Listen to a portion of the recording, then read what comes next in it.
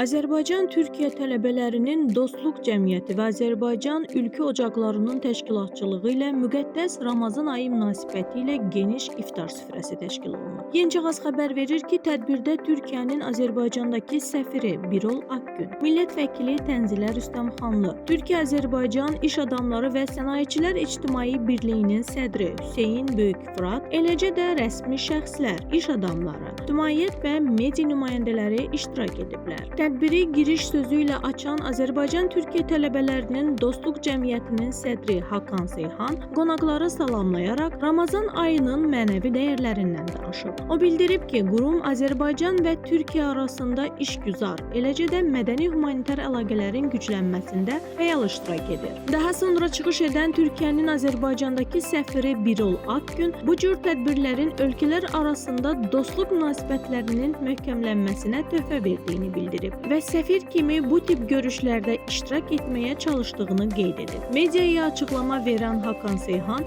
yenidən Ramazanın qardaşlıq və bərəkət ayı olduğunu vurğulayaraq bu cür tədbirlərin gənclər arasında həmrəyliyi daha da gücləndirdiyini qeyd edib. Bugün Azerbaycan'ın başkenti Bakü'de bir ve diri olmanın onurunu yaşadık. Birlikte iftar sofrasına, kardeşlik sofrasına gelen tüm soydaşlarımıza, gelen bürokratlarımıza, gelen STK kurum ve kuruluşlarına, vekillerimize sonsuz teşekkürlerimizi sunuyoruz.